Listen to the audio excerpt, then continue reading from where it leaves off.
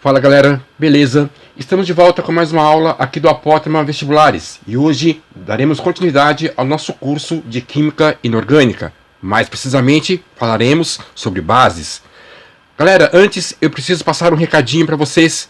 Inscrevam-se no nosso canal no YouTube, ative o sininho de notificações. Se você gostar dessa aula, deixe lá o seu like, deixe o seu comentário e assim, sempre que for postado um novo vídeo aqui no canal, você vai ficar bem informado.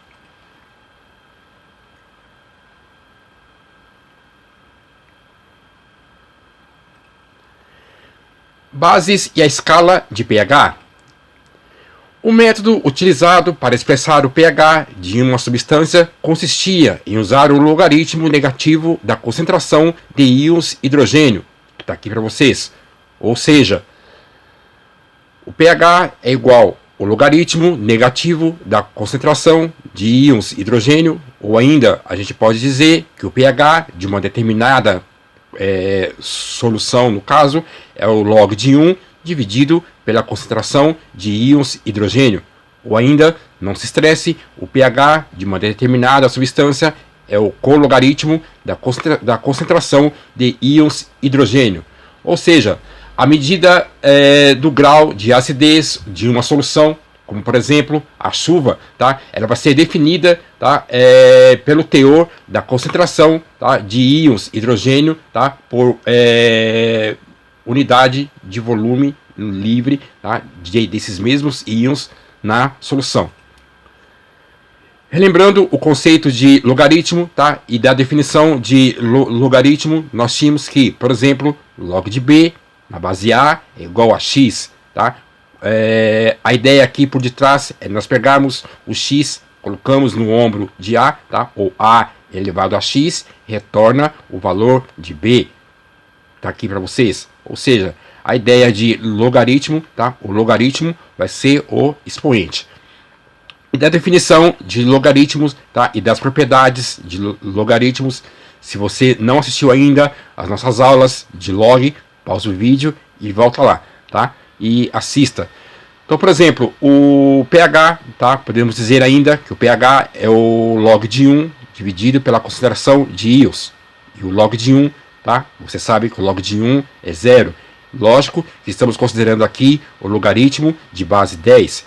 Tá? E se você se lembra lá de logaritmo, da mesma forma que o produto dos logs era a soma dos logs, como aqui nós temos uma divisão de logaritmo, então a divisão dos logs é a subtração dos logs, que está aqui para vocês. Tá? Como o log de 1 é 0, porque a base é 10, tá? O número, tá? É 10 elevado a 0 é igual a 1. Tá? Então podemos dizer, tá? Que o logaritmo de 1, tá? É igual a 0, porque a base é 10.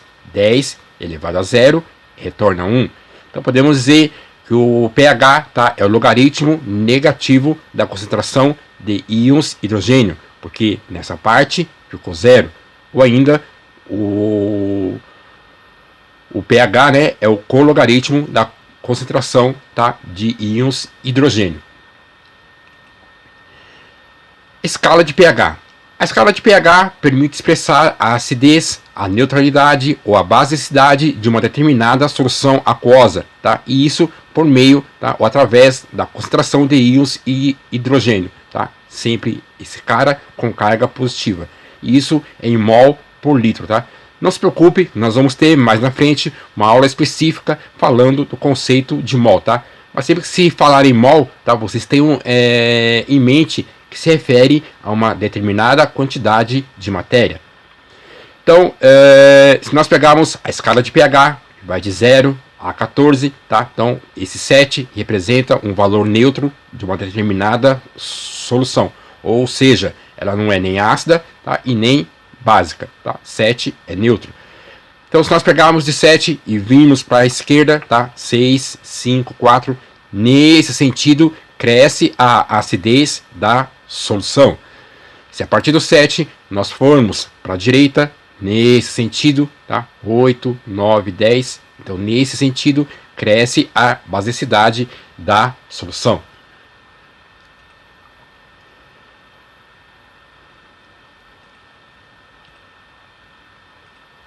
Continuando, bases e a escala de pH.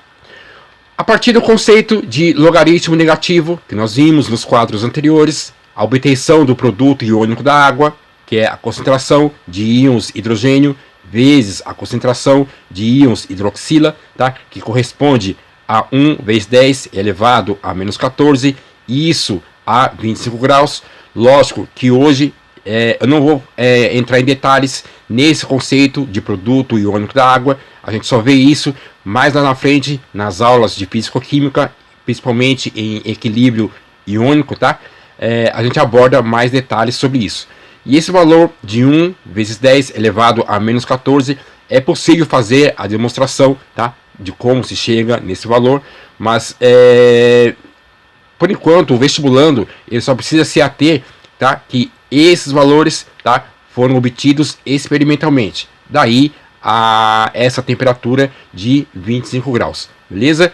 Então, o produto iônico da água, tá? Que se usa o conceito de logaritmo negativo, tá? E do potencial hidroxilo-siliônico, que foi também determinado usando o conceito de logaritmo negativo, tá? Tudo isso em mol por litro, tá? A partir de tudo isso aqui, a reunião de todas essas informações é que foi obtida aquela escala ou aquela relação que nós vimos no quadro anterior, tá? Que é a escala de pH, tá? E disso nós podemos dizer que o pH somado com o potencial hidroxilo-siliônico, tá? É igual a 14. E foi a partir disso que surgiu a escala de pH.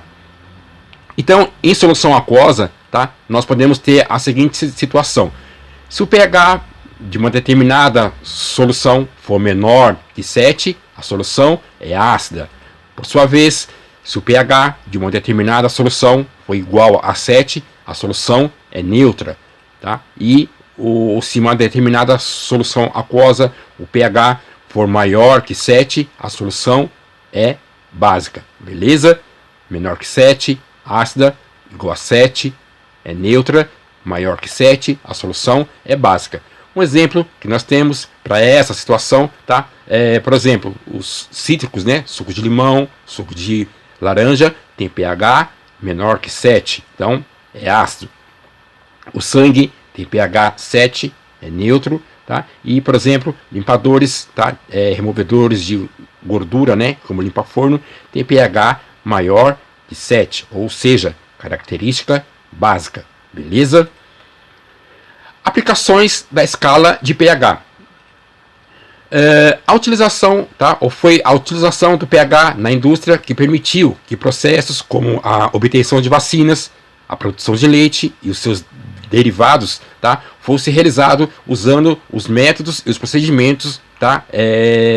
Mais adequados, ou seja, com uma maior precisão. E isso, né? Usando a escala de pH. Por exemplo, vamos imaginar que um determinado produtor ele deseja realizar, tá, o plantio de uma determinada cultura em um determinado solo, tá, mas ele não sabe as características, tá, desse determinado solo, tá. Então esse produtor ele consulta um agrônomo, tá, e esse agrônomo, tá, ele vai verificar as condições desse solo, tá, que está sendo que se deseja realizar o plantio, e o agrônomo vai informar o produtor, tá, se esse solo tem condições ou não de se realizar uma determinada cultura. Por exemplo, há solos, tá, em que há uma quantidade acima do normal de alumínio. O alumínio, tá, a presença dele no solo, tá, ele é prejudicial, tá, às raízes de certas plantas. Então, nesse caso, tá, é necessário fazer a correção desse solo, por exemplo, utilizando a calagem. E não se esqueça, né? Quanto menor o pH de uma determinada solução, maior vai ser a sua acidez. E disso nós, né, sem esquecer, né, nós podemos dizer que o pH de uma determinada solução é o logaritmo negativo da concentração de íons, ou íons hidrogênio, tá? Ou hidrônio. Hidrogênio é usando o conceito de arrênios, mas uma definição, tá, uma abordagem mais moderna, tá, é concentração também de íons hidrônio, tá? Portanto, nós podemos dizer que a concentração de íons hidrônio, tá, vai expressar o pH da determinada solução. Como a escala é logarítmica, tá? Então a base é 10. Tá? Então sempre que o valor que tiver aqui em cima, tá? No lugar desse pH, vai expressar se a solução tem caráter ácido, base ou neutro. Beleza? Observe as soluções a seguir. Então nós temos aqui essa solução, tá, de pH 9, esse primeiro caso. Então a concentração de íons hidrônio nessa solução é 1 vezes 10 elevado a menos 9 mol por litro, que é 1 volume. Por sua vez, essa segunda solução tem pH 8, tá? Então a concentração de íons hidrônio nessa solução, tá, vai ser expressa por 1 vezes 10 elevado a menos 8 mol por litro. E por sua vez, essa terceira solução tem pH 7, ou seja, a concentração de íons hidrônio nessa solução é 1 vezes 10 elevado a menos 7. Se nós considerarmos a primeira solução tem pH 9, a segunda solução tem pH 8 e a terceira solução tem pH 7. Significa dizer que essa terceira solução, tá? Essa terceira solução de pH 7 contém 10 vezes mais hidrônios em relação à solução de pH 8, tá? Porque a base é 10. Tá? Significa ainda dizer que essa terceira solução, tá? Ela contém 100 vezes mais hidrônios que em relação à solução, tá? De pH 9, que é essa primeira aqui. Tá? Então, essa terceira solução, tá? Por ter pH 7, tem 10 vezes mais hidrônios que a solução de pH 8. Essa terceira solução, em relação a essa primeira solução, tá? Tem pH ou tem concentração 100 vezes mais, tá? Que essa primeira. Tá? Então nós podemos dizer da seguinte forma: 1 vezes 10 elevado a menos 9, como essa solução tem uma concentração 10 vezes maior que a concentração de pH 9, então é vezes 10, porque lembra, a escala é logarítmica. Tá? Então, se nós fizermos a solução dessa situação, tá? 10 elevado a menos 9 vezes 10 dá 10 elevado a menos 8. Veja que nós temos aqui uma multiplicação de potência de mesma base. E se nós usarmos a propriedade de multiplicação de potência de mesma base, conserva a base e soma-se o expoente. Então 10 elevado a menos 9, está aqui para vocês. 10 é a mesma coisa que 10 elevado à primeira, ou elevado a 1. E aí você usa as propriedades. Conserva a base e soma-se os expoentes. 10 elevado a menos 9, mais 1, menos 9, com mais 1, dá menos 8, que está aqui para vocês. Tá? Se nós usarmos a mesma analogia nesse terceiro caso, tá? Perceba que a primeira solução de pH 9 é 10 elevado a menos 9. Esse 100 aqui, porque essa concentração tem 100 vezes mais concentração de íons hidrônio nessa solução. Como 100 é 10 elevado ao quadrado, tá? Então se nós pegarmos 10 elevado a menos 9 e somar, tá? Usar a propriedade, tá? De potenciação, 100 é a mesma coisa que 10 elevado ao quadrado. Menos 9 com mais 2 dá menos 7. Ou seja, a cada decréscimo, tá? A cada decréscimo de uma unidade, tá? De uma determinada solução, tá? Se multiplica por 10 vezes a concentração de íons hidrônio. Beleza? Confronto entre ácidos e bases. Na química, ácidos e bases podem ser considerados substâncias de caráter opostos, da mesma forma como que ocorre com um corpo quente e um corpo frio. Esse fato pode ser observado, conforme nós vamos ver no próximo quadro, nós vamos chamar de propriedades funcionais. Fazendo o confronto entre ácido e bases, tá? Que nós chamamos aqui de propriedades funcionais. Então nós temos aqui essa tabela com algumas características, tá? Sabor, solubilidade, a estrutura, condutividade. Nós vamos fazer aí uma comparação, tá? Confrontar essas duas substâncias. Então, por exemplo, ácido, tá? Quanto ao sabor, tem sabor azedo, tá? Como por exemplo, vinagre ou suco cítricos, no caso. Quanto à solubilidade em água, a maior parte dos ácidos é solúvel em água. Quanto à estrutura, tá? Os ácidos são moleculares, tá? Sempre que falarmos em ácidos, estaremos nos referindo a uma molécula. Quanto à sua condutividade elétrica, tá? Ácidos só conduzem corrente elétrica quando em solução aquosa. Agora, fazendo um comparativo, tá? Uma análise das bases, tá? No caso, a base, quanto ao seu sabor, bases têm sabor cáustico ou adstringente, tá? Aquela sensação de amarrar ou travar a boca. Por exemplo, leite de magnésia, tá? Tem sabor adstringente. Alguns alimentos também, como por exemplo, banana, caqui, quanto verde, tem um gosto adstringente ou de travar a boca. Quanto à solubilidade, tá? No caso das bases, a maior parte das bases são insolúveis, tá? Solúvel só vai ser apenas, né, o hidróxido de amônio, que nós já vimos em aula anterior, tá? Hidróxidos alcalinos, tá? Serão solúveis em águas.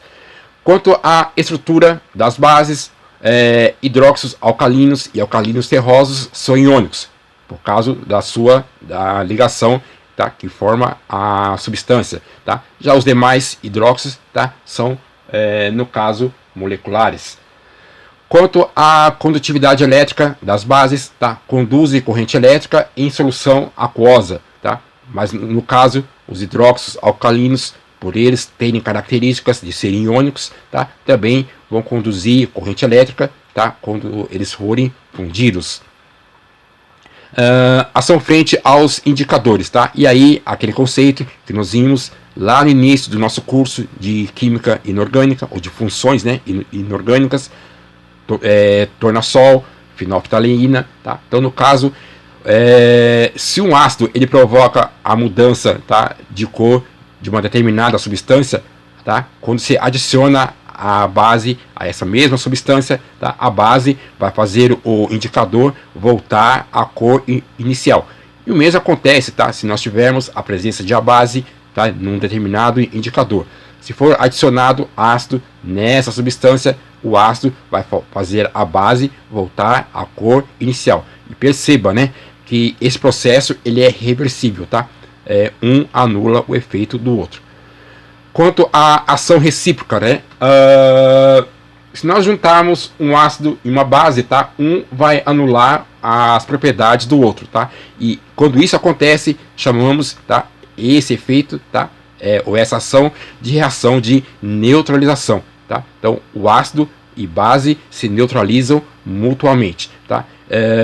E nessa reação entre ácido e base, sempre vai haver um dos produtos a água. Por isso que chama reação de neutralização, tá? Além disso, além do fato de formar a água, né, como um dos produtos na reação de neutralização, tá? Um outro produto que é formado nessa reação é um sal, tá? Então, por esse motivo, tá? Numa reação entre ácido e base, além da água, tá? Por ser formado um sal, tá? Essa reação também vai ser, ou pode ser chamada de reação de salificação. Ainda em confronto de ácidos e bases, vemos aqui o conceito de neutralização ou salificação. Olha o trava-língua aí. Então, de forma geral, tá, sempre que nós tivermos nos reagentes uma base e um ácido, tá, os produtos vão ser um sal e uma água. Tá? Então, ácido mais base é igual a sal mais água. Anota aí. Então, por exemplo, se nós tivermos uma base, hidróxido de sódio, que é esse cara que está aqui para vocês, tá? Se esse hidróxido de sódio reage com o cloreto de hidrogênio, ou ácido clorídrico, no caso, tá? Nessa reação, tá? Se nós juntarmos esses dois reagentes, tá? O produto dessa reação vai ser o cloreto de sódio e água. O cloreto de sódio é um componente presente no sal de cozinha, beleza? Por sua vez, se nós tivermos esses dois compostos, tá? Hidróxido de sódio de novo para vocês, tá? E se nessa reação, tá? O hidróxido de sódio, que é uma base, reagir com ácido sulfúrico, tá? Ou sulfato de hidrogênio, que está aqui para vocês, o produto dessa reação vai ser um sal, que é o sulfato de sódio e água, beleza? E aqui para vocês uma outra base, que é o hidróxido de cálcio, tá? Se nós reagirmos ou provocarmos uma reação entre esses dois reagentes, hidróxido de cálcio e o sulfato de hidrogênio ou ácido sulfúrico, o produto desta reação vai ser o sal, que é o sulfato de cálcio e água, tá? Perceba que em todas as reações o íon positivo, né, o H+ do ácido, ele se une à hidroxila ou o OH da base, tá? No caso, o íon, né, positivo do ácido mais a hidroxila do ácido forma água, H2O, beleza? Ao passo que o cátion da base, tá? O cátion da base, que no caso o Na, tá? Ele se une ao ânion do ácido.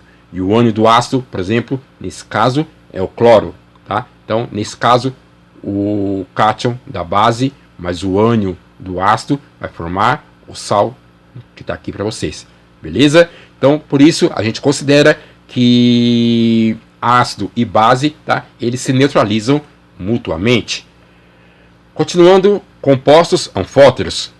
No estudo da química, foi possível observar que determinadas substâncias podem apresentar dois comportamentos, tá? Ou seja, elas não se decidem se essas mesmas substâncias têm caráter ácido ou caráter básico. Quando isso acontece, tá? Quando essas substâncias podem ter dualidade no seu comportamento, elas são chamadas de substâncias anfóteras. Exemplo, hidróxido de zinco, que está aqui para vocês, tá? E o hidróxido de alumínio, que também está aqui para vocês. Essas duas substâncias, tá? Elas têm caráter anfóteros, ou são substâncias anfóteras. Ora, elas podem ter características de ácido ou de base, tá? Quando que isso acontece, tá? Quando uma dessas substâncias, tá? Elas encontram um ácido forte, tá? São bases aqui no primeiro momento. Mas quando elas encontram um ácido forte, tá? Elas vão se reagir, tá? Ou vão se comportar como base. Por outro lado, tá? Se essas mesmas substâncias encontrar uma outra base forte, elas irão reagir como ácido. E aí está aqui para vocês. Então nós temos aqui o hidróxido de zinco, tá? No caso, vai interagir ou vai reagir com o ácido clorídrico. Ácido clorídrico, por sofrer ionização apenas em uma etapa, nós já aprendemos em aulas anteriores, tá? Ele é considerado um ácido forte. Ácido forte com uma base, então no caso, esse hidróxido de zinco vai se comportar como base, tá? Então formou aqui o cloreto de zinco e mais água, beleza? Então, nesse primeiro caso, o hidróxido de zinco se comportou como base, porque ele encontrou, tá, um ácido forte. Nessa segunda situação, nós temos aqui o hidróxido de sódio, que é uma base forte, tá? Porque sofre dissociação iônica em apenas uma etapa. E aqui nós temos de novo o nosso amigo e simpático hidróxido de zinco. Como essa base é forte, tá? O hidróxido de sódio é uma base forte. E aqui nós temos uma outra base, o hidróxido de zinco. E perceba que o hidróxido de zinco tem duas hidroxilas. No caso, seria uma base mais fraca. E embora o hidróxido de zinco tenha hidróxido, né, ou hidroxila, tá, na sua composição, como ele encontrou uma outra base mais forte do que ele, no caso, tá, o hidróxido de zinco vai se comportar como ácido. Perceba que um dos produtos da reação é a água e no caso aqui o zincato de sódio, beleza? Então, cuidado com isso, tá? Sempre quando você tiver uma reação química, tá? E se tiver a presença de um ácido e uma base, tá? Verifique se for um ácido forte, ou seja, que sofre ionização em apenas uma etapa, tá? Essa base, que embora tenha hidróxido no nome, ela vai se comportar como base. Por outro lado, se essa mesma base ela encontrar uma outra base mais forte que ela, ou seja, que sofre dissociação em uma única etapa, o que seria, numa primeira análise, também uma base, tá? Nesse caso, ela vai se comportar como um ácido. Beleza? Anota aí. Ufa! Nos vemos na próxima aula. Valeu, nobres!